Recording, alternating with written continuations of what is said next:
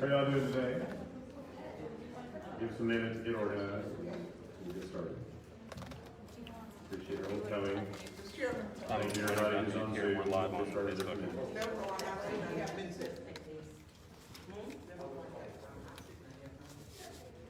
I will. I will. Yeah.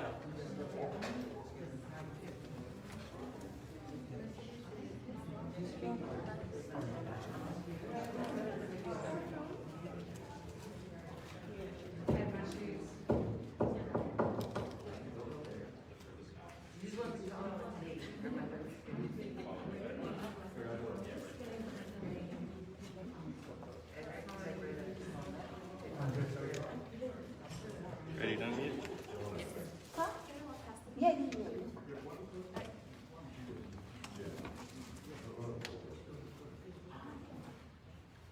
Whenever you're ready. Okay, everybody's ready? All right, good afternoon. Thank you for joining us. I'm Chris Turner, Chair of the Texas House Democratic Caucus, State Representative District 101, Arlington and Grand Prairie. And we wanted to visit with you today because today is an important milestone. Today is day 15 of Greg Abbott's special session. It is the halfway point of this special session. And because of the unified efforts and courage of conviction of the Texas House Democratic Caucus, nothing in Greg Abbott's agenda of far-right priorities that are out of touch with the state of Texas, none of them have passed in the Texas House of Representatives, thanks to the men and women behind me and all the other Democratic members who have joined in our effort to deny the Republicans a quorum in this special session. So on this important day, the halfway point, we thought it was important to speak to you from the chairs of the Democratic Caucus, the MexicanAmerican Legislative Caucus, and the Texas Legislative Black Caucus to provide some perspective about where we are at the halfway point. I want to take a minute to talk about how we got to this point. So this special session has been poisoned from the very beginning because it all started out with Greg Abbott defunding, unconstitutionally defunding, the entire legislative branch of government through his veto of Article 10 of the state budget. And so then he compounds that profound mistake with calling a 30-day special session that is simply a month-long campaign commercial for his re-election campaign. And we know he's got concerns about his re-election campaign because he's under attack from the right wing of his party. And so by vetoing the legislature and then calling a special session, what Greg Abbott is trying to do is essentially blackmail lawmakers into doing his bidding instead of protecting our constituents. Well, we chose to protect our constituents instead of being blackmailed. And with the context of all these anti-democratic actions, the governor and Texas Republicans are pushing for legislation that will make it harder than ever for Texans to have the freedom to vote. And Texas, as we all know, has already had some of the most restrictive voting laws in the entire nation. So, Texas House Democrats took bold action. We brought forth say no more to Greg Abbott and other Republicans. And we are determined to kill their anti-voter legislation and protect all Texans' sacred freedom to vote. But it doesn't have to be this way. The reality is Republicans control every lever of government in Texas. They have for a generation now. Greg Abbott has control of this process, and he could change course if he's willing to admit his mistakes and make a change. The problem is, so far, he appears to continue to just have all the wrong priorities. But the reality is the governor is in fact the governor. He's not a tyrant, he's not a dictator. That's not our system of government in Texas. It's a give and take. It's a governor and a legislature working together to come up with policy. And so that's why halfway in the special session, the governor has the choice. He could change course. First, he should agree to restore the funding for the legislative branch and agree with us that nothing else would be done until the legislature is fully funded, and take that blackmail attempt off the table. And as you all know, we are pursuing that case in the Texas Supreme Court as well. But the governor doesn't have to wait for the court. He could take action on his own. Second, we would urge the governor to put aside his campaign considerations and political posturing, and focus on the real solutions that our constituents, who are also his constituents, are demanding. Solutions like fixing our power grid, so no more Texans die in their homes in extreme cold or extreme heat because the state can't keep the power on. Solutions like expanding access to affordable health care in a state that has the highest rate of uninsured in the entire nation, so Texans don't get sick and die prematurely from untreated chronic conditions that are very treatable if they simply had access to health care. And the governor could begin to lead on COVID-19. We know, unfortunately, that in Texas, only 43% of the population is fully vaccinated. We have plateaued in vaccinations in Texas. And cases are up, hospitalizations are up. This new Delta variant is highly transmissible, and that is driving the spread of COVID-19 anew, susceptible to that. Ms. Thompson wanted me to assure people, because one of the news networks mixed it up the other day, but she's perfectly fine and healthy. Yeah. And we're so glad she's with us. That's right, has not been sick at all. But unfortunately, too many people around the country, including in our beloved state of Texas, are getting sick because they are not vaccinated. And so the governor could use his platform, his leadership, to lead a charge to overcome the immense vaccine hesitancy that we're seeing in populations around the state of Texas to get people protected, to keep people out of hospitals, and to save people's lives. Those are the things that the governor should be focused on. Those are the things that all of us would be more than willing to sit down with him and any other Republican colleague and work on together to find solutions that work for our constituents. So to conclude my comments, we hope the governor will set aside the partisan politics. We hope he'll put away his blackmail threat with Article 10 of the budget, and we hope he'll work with us on real solutions. In the meantime, and until he does, we are committed to continue our fight to protect the freedom to vote for all Texans. We're going to continue to use our voices here in Washington, D.C., and we're halfway there, and we're looking forward to finishing the second half. And now it's my privilege to introduce my good friend and the chairman of the Mexican-American Legislative Caucus from Dallas, Chairman Rafael Anchia.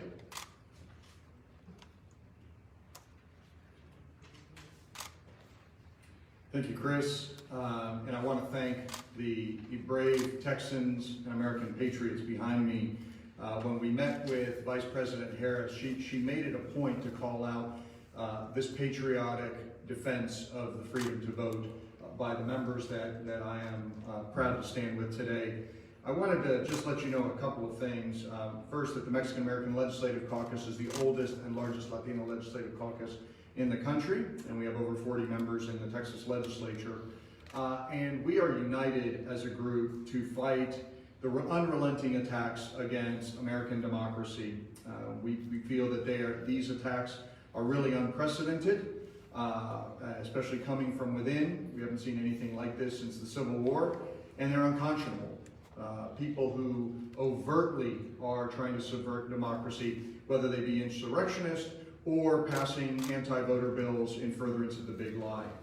And this anti-voter legislation, I wish I could say it was novel, but it has darkened the doorstep of many state capitals throughout the country.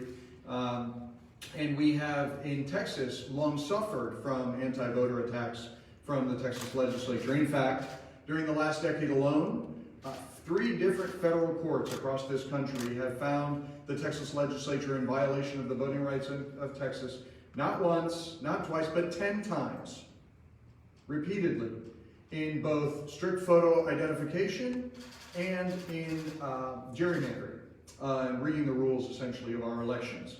And so when we come to this current session, where again we have bill after bill after bill filed in the Texas legislature, more anti-voter bills, more bills that attempt to restrict the freedom to vote than the 2nd, 3rd, and 4th states combined. We had to take bold, necessary action to stop these bills. And that included having to leave the state from during the regular session, leaving the chamber during the regular session to pass a bill that even Republicans have now walked away from. even they have disavowed provisions that they were willing to put in the middle of the night and were willing to pass, not only pass, but also defend on both the Senate and the House floor. Now they're saying they don't know how it got in the bill, even though they talked about it on the House and Senate floor. Now they're saying that there were typos. Now they're saying it should have been AM as opposed to PM. And they walked back those draconian anti-voter measures.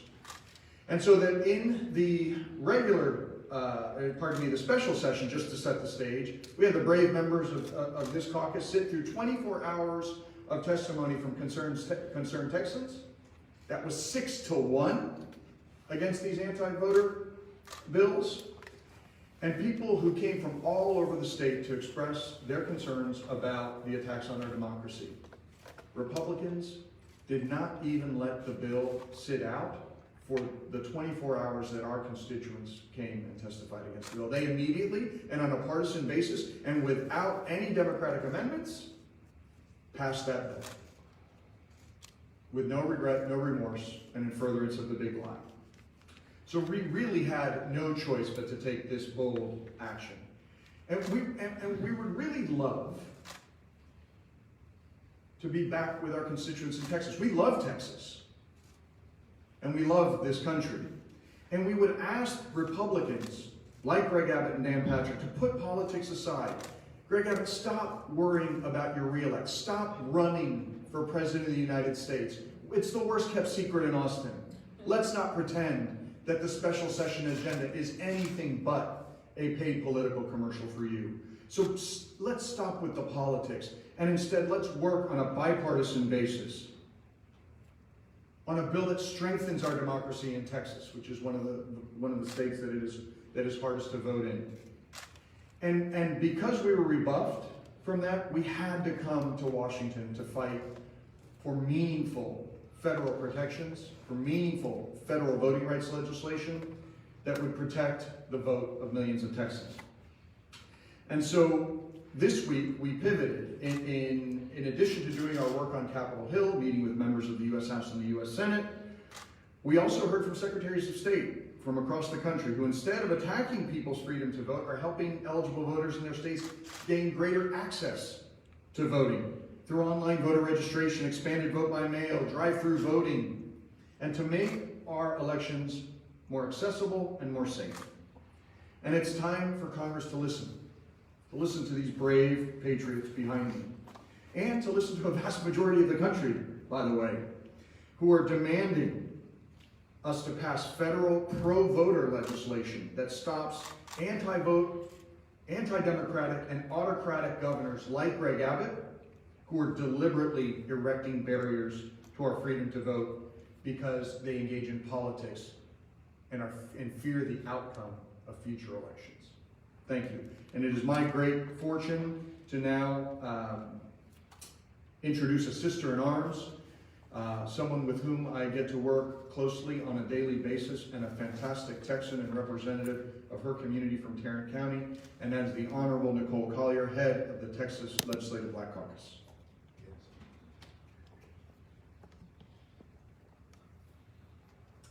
Thank you, Chair and Chia, for the information, for laying out the facts, because we did have a chance this morning to hear from legislators from other states like Arizona and Georgia, and what we learned is that Texas has been giving out the playbook. There is a concerted effort across this country to mimic the restrictive laws that Texas has implemented when it comes down to your right to vote. So we're here in Washington because it's not just about Texas, it's about America. But today I wanted to just take a little time to talk about the human factors that are part of this movement, and why we're so committed to making sure that no matter what the risk is, and no matter the sacrifice, we will continue this fight. Now, you know that there's members of our caucus who represent solid blue districts, and then there's those who represent purple districts. And you know, what I notice and admire about them is how they've held their position to protect the freedom to vote above any title that they have now. And that's because they know, like I do, that this is not this fight is not about us. We know it's about people like Crystal Mason, who we had the pleasure of hearing from earlier this week over Zoom. Now, Crystal Mason faces a 5-year prison sentence for submitting a provisional ballot that didn't even get counted. This is while she was on federal supervised release. Now, Crystal was never notified about her ineligibility to vote.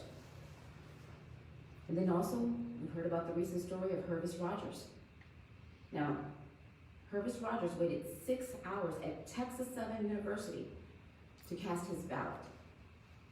He finally voted at 1 a.m., and this was in the March 2020 primary. But this was only 3 months before his probation ended. Now, he made national news for being the last person in Texas to vote after working 2 jobs. But 15 months later, while the country watches the attack on our right to vote, Hervis Rogers has made an example by Republicans to support their big lie. Now keep in mind, you heard the hypocrisy that Representative Anchia mentioned, and this is even further evidence of the hypocrisy.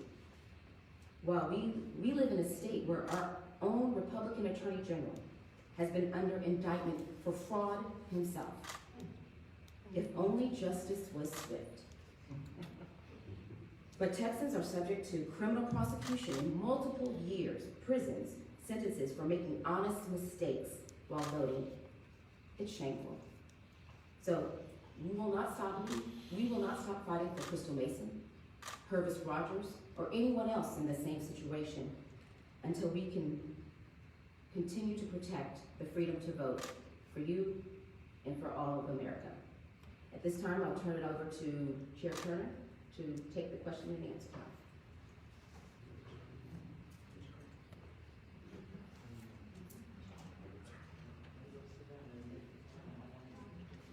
Thank you, Chair Collier. Thank you, Chairman Chia. We'll be happy to take a few questions.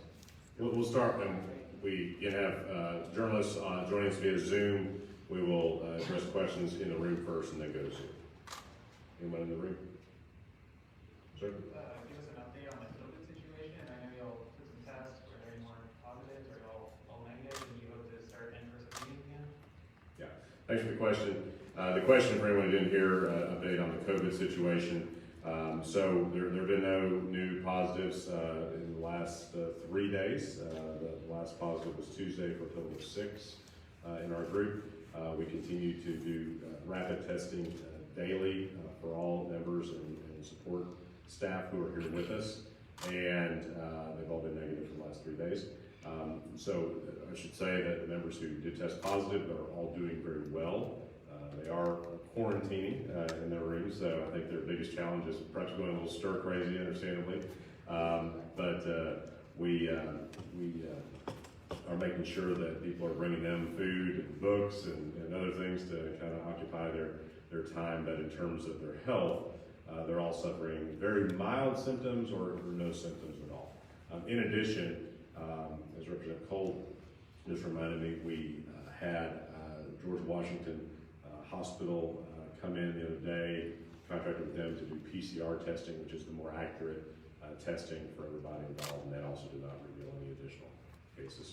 So we're proceeding, we're being cautious, we're going beyond CDC guidelines to protect the health and safety of our members, staff, the hotel staff, and others in the hotel, and we feel good about what we're doing. Chairman, I just want to emphasize to the President, I'm Sophronia Thompson, that I have been vaccinated and I've never been ill, I've never got COVID, I've never got any other variants. I know they went out of the news a while, but I am healthy, very healthy. Yes. We're so grateful for that. So yes, ma'am.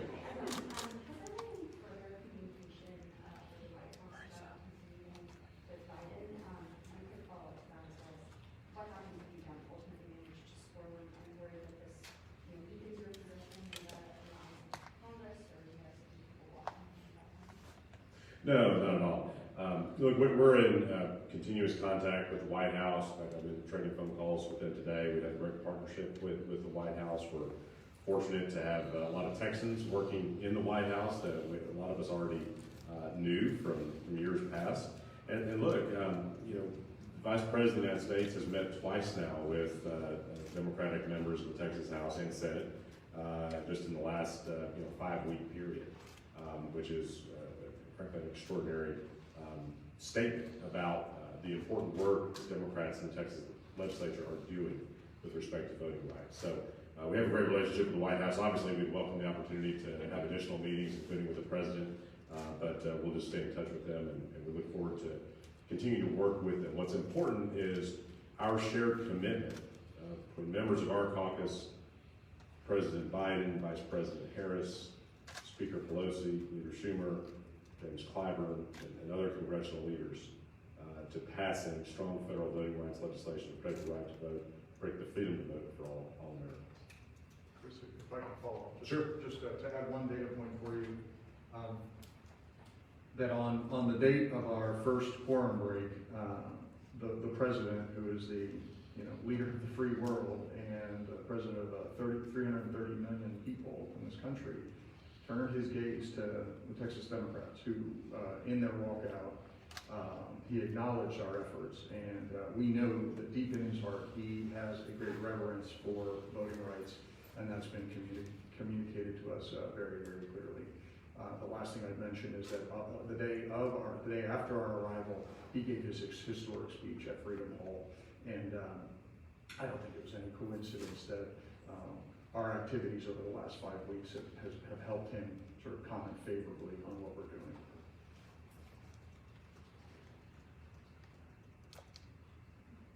Yes, Carrie, go ahead and give us some more questions from Zoom. Sure. So Eleanor Dearman with the Fort Worth Star-Telegram asks, how many House Democrats are still in D.C., and are you aware of any plans for members who are in D.C. to return to Texas?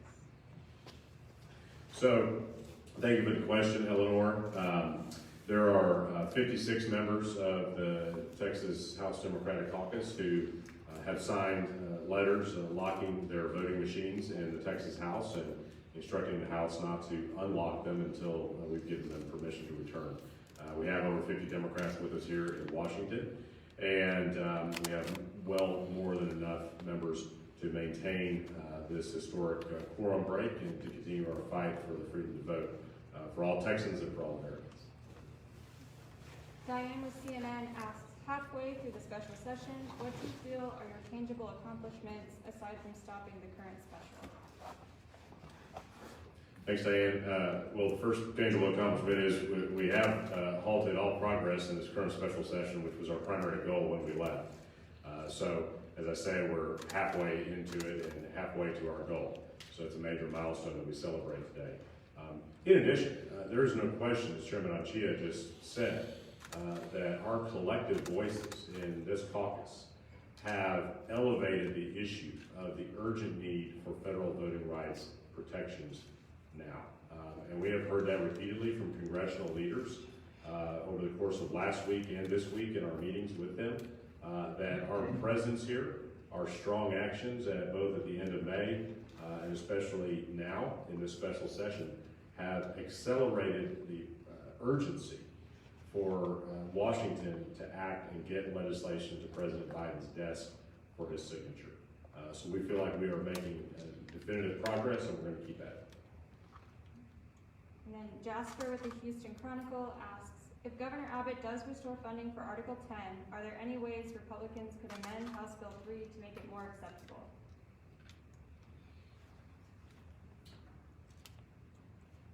Well, there's a lot of ways they can amend House Bill 3 to make it more acceptable. The good news is that they don't have to start from scratch, because Democrats have been providing them those ideas for months, going back to the regular session. And the reality is that Republicans so far have consistently rejected those efforts. We've said you can't have unfettered access for partisan poll watchers to roam around polling places and harass voters and election officials.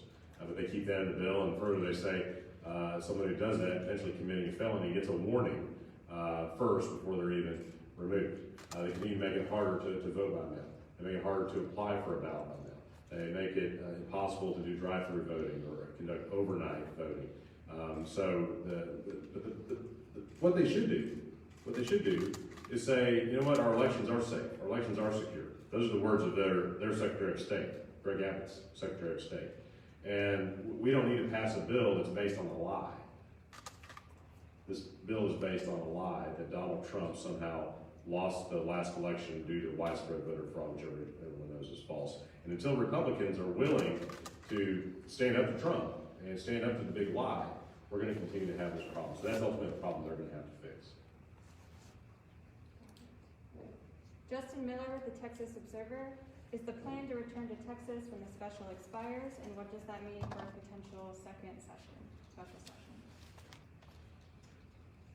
Yeah, Justin, well, what we've said repeatedly is that we are committed to killing this bill for this session and using this time to use our voices on Capitol Hill and in Washington to advance the national conversation around national federal voting rights legislation. So that's our plan. That's what we've said from day one. That's what we're going to continue to do. Again, I refer back to my earlier comments with what Greg Abbott should do with respect to this special session or any future special sessions. You ought to focus on the real priorities facing our state: healthcare, COVID-19, the grid, and when he does that, we'll look forward to working with him. And last question, and this is both from Emily with the Dallas Morning News and Priscilla with NBC asking similar ones. What is the plan for next week? Do you all anticipate holding events virtually, or will we see more in-person events or meetings? Sure. Thank you for that question. And let me just say, reflecting on this week we are concluding today, we have had an excellent voting rights conference that our members have participated in each day, Monday through Friday, and it's been very instructive to our members. It's given us a lot of good ideas to be able just to interact with policymakers from other states, secretaries of state, other state legislators, and leaders on the issue of voting rights to understand new policies we can bring back to Texas. And hopefully our Republican colleagues will work with us to make it easier to cast a ballot, easier to register to vote in Texas, where it's already very difficult to do so. So we've had a very productive week this week. Next week, we do anticipate continuing our meetings here in Washington. I anticipate it'll be certainly starting out some virtual meetings, and we'll look forward to hopefully being able to do some in-person meetings as well. In addition, I want to add, and perhaps another member would like to comment on a personal experience on this. What our members have been doing in terms of serving their districts, they've been working incredibly hard in staying in touch with their districts throughout these last 2 weeks. I know I did a virtual town hall meeting last night with my constituents in Arlington and Grand Prairie. I know a lot of other members have done the same. Different county delegations have come together to do those types of outreach events. So that kind of work is continuing, and members are keeping up with updating their constituents and letting them know why we're here, what we're doing, and addressing a variety of other issues unrelated to the current special session back in their districts.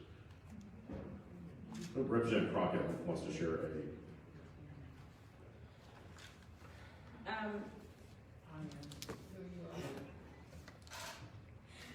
I am Jasmine Crockett, State Representative for House District 100 in the heart of Dallas.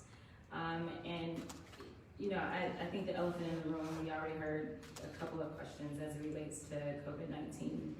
As you can see, we are going far beyond what is required of us. And that also includes our service as well. We have gone far beyond what probably many of our Republican colleagues are doing, to be perfectly honest.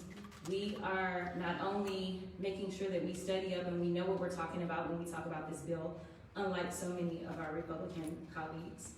We also understand the impact that these bills will have on real people, and we're able to communicate that, not only to our constituency, but also to lawmakers on the federal level. So many of them have benefited from us being present here and explaining to them how Texas is different, say, from West Virginia, and how much more difficult it is to vote in Texas versus West Virginia already. We also are making sure that our constituents do not feel neglected, because there is a rhetoric that for whatever reason we have run away. We have not run away. I am actually a lot more tired than I probably would have been if we were in session, because we are working day and night, because we are fighting for democracy, and not just for Texans, but for the entire country. We have talked with lawmakers throughout this country that are thankful to us for what we're doing, because some of them aren't necessarily in situations where a quorum break would even be possible. So along with that, when it comes to communicating with our constituency, we are very active on social media. I answer all DMs on all social media platforms. We're doing Instagram lives, we are doing Facebook lives. We obviously had our MSNBC town hall on Monday. So the one thing that we don't have to talk about is us working, because that is not up for debate. And we will continue to work until this bill is killed, and we will deal with the next chapter when we get there. Thank you very much, Representative Crockett, and thank you all for being with us today as we mark the halfway point in this special session, and we look forward to visiting again next week. Thank you.